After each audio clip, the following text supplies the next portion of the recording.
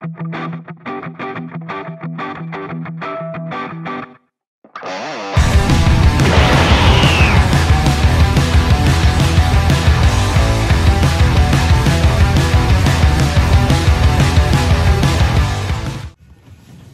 hello YouTube and hello din sa inyo guys. So, muli mag-unboxing at mag-review naman kami ni Rowell Toy Review. Hello guys! Ayan. So mag-unboxing na natin and nakita nyo naman si Saitama yung background natin kasi konektado yung i-unboxing natin kay Saitama. So wag na nating patagalin. I-unboxing na natin guys yung One Punch Man figure. Ang pangalan niya si Sonic, pero hindi ko alam kung ano yung karakter niya. Hindi siya nanonood. Hindi ako nanonood. Yan. One Punch Man. Yan. Pero yung kalaban na si Ultra Sonic. Oo. So, napakagaling. So, ang nabuta ko lang si Saitama, yung unang series. Unang episode lang yung napanood ko dyan. Ito hindi ko siya kilala. So, ganun ako katamad manood ng anime. So puro unboxing lang tayo pero wala akong idea dito. So i-unboxing na natin guys, no? Let's do it! Yan siya guys. I-unboxing na natin. Kaya natin mga si Saitama. And syempre ito yung ating mahiwagang cutter. So yan siya guys. And syempre maraming salamat din sa mga always sa sumusuporta din sa ating mga channel. Kay Rowell Toy Review tsaka sa akin din sa YouTube channel din. Yan, kahit pang-murayta lang muna kami. Oh, budget meal tayo guys! Wala kasi wala tayong budget sa ngayon. Kasi si Bro, nakapasok lang sa trabaho. Yes. Wala, ang dami din natin pinagdaanan. Talaga. So, pagtsagaan nyo na to. Pang-murayta lang muna tayo. Ayan siya guys. So, wala namang sticker. Ayan, wala. Okay, so yan. Balito na yung ano niya. Parang ito lang yung pinaka niya pero hindi siya sticker. License niya. Ayan na. So, as usual, karton na naman. Ayan o. Buisit na karton. Ayan. Labas na natin. Ito na naman yung midlock side. Oh, ito maganda naman yung ano niya. Tapos ito yung packaging niya guys. Ayan. So, labas na natin. Napakalit lang na ano niya. Ng box na guys. Malit lang. Malit lang yung lagayan.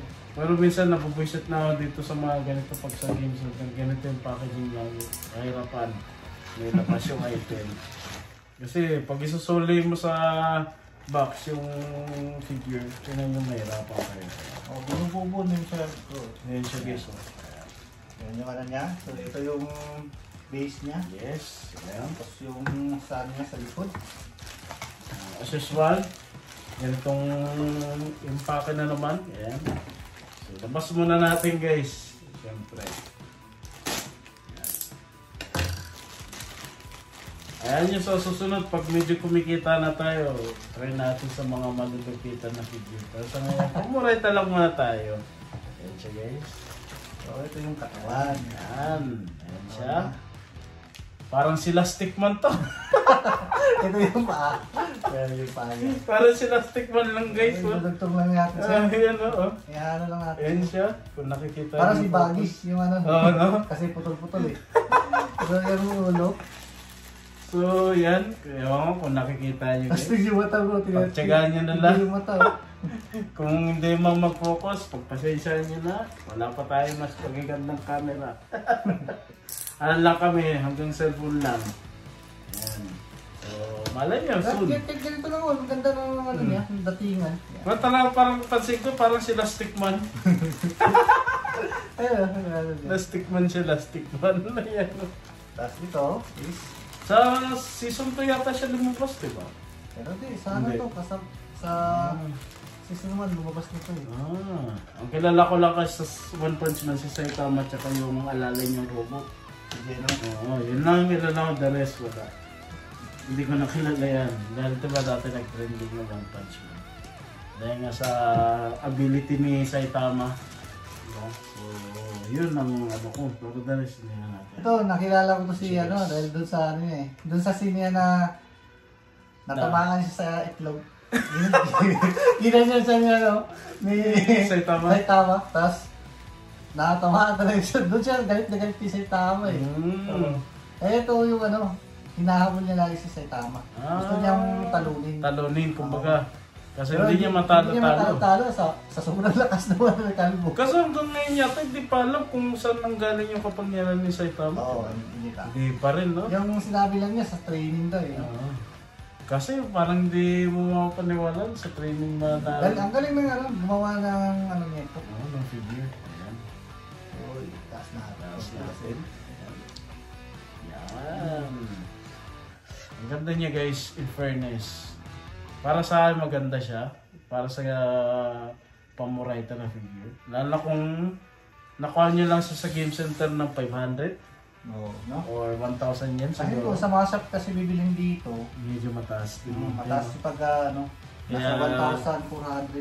80 mo. Or pag mayroon kayo makita, 2,000 pa nga yata, I think. Pero pag ito, sa totoo lang, pag bumili ka ng mga ganitong figures sa mga Akihabara, napakamahal. Oo. Sa totoo Ako na mismo nagsabi dahil nung that time, malapit gulat tayo nga ako sa nung Canada. mga presyo dun eh. Oo, mahal Ang layo talaga. sa presyo dito, kalahati. Ano kasi, doon karamihan doon ang mga nabili doon yung mga tourist. Oo, no? Mga foreigner. Mayayaman Ayan. sila eh. Kaya, Tayo, budget meal lang. oo. Tayo, syempre, may merkado naman, alam natin yung value. Na kahit pa paano, overpricing si Akihabara. So, goods na siya. Lalo na kung i-turn ninyo kay Saitama, yan. Yan na. Yan. Yung dapigan nila oh. Ang ganda, oh. Ganda. Parang lastic man talaga ang Mas ang napapanood. ganda na ano niya bro. Itong mismo ano niya. Oo. Kasi elevated talaga Oo. siya ano ba. Oo, talaga parang kala mo na lipat sa iyo. Ganda, ganda guys. Ito, recommendable to na figure. Oo. Goods na to sa Murayta guys ah. Samurai ta. Kung ako, ito talaga maganda na i-collect. Kasi ito si Sonic, ito yung pinakaunang figure niya. Oo, wala pang mas. Sa ibang Wala pang ano. iba na sa mga ibang figure na lumabas. Siguro kahit sa Wala pa Rizzo, yata, wala diba? pa eh. Wala pa alam ko eh. Ito talaga, ito yung pinakaunang figure ni Hindi kagaya Ano? ni Saitama at saka ni Zeno, meron yan, mga Oo. na-release, diba? si Zeno at saka Si sa Saitama, maraming ano yan, yung mga DXF, Oo. pati yung mga ano na mga Kasi sa Master Lies, si Saitama pa lang yata. sa Master. Oh, yung Diba? Yung sa- i-moving yata yun, diba? Nakaganon siya. Oo. Mahal na The yun. rest. Mahal na yun. Ngayon, mahal na ba yun? Mahal na yun. Yung Saitama, dati kasi nakaano ako nun eh. Nakakuji rin ako nun. Oo, diba? Saitama na yun. Ako, wala ako noon. Na-try out din ako nun. Yun, so yun lang yata ang masabi namin. Oo. Sulit to, Sulit. sulit. Okay to, approve ako dito. Pag sa mga Murayta na. Lalo ko sa mga laban ng One Punch Man. Sa mga nag-PO nito, swerte kayo. Kasi Oo. napakaganda niya. Napakaganda talaga ng pagkagawa guys. Pero kung soon as possible magkaroon to ng Master Lies, hindi mas maganda. Ito. Soon. Ito yung suit niya bro eh. Yung ano siya, nung nadali siya sa itlog. Ayan yung suit niya. Okay. Nakaganon talaga siya no? Tawa din eh. Yung eksena talaga na ano talaga siya.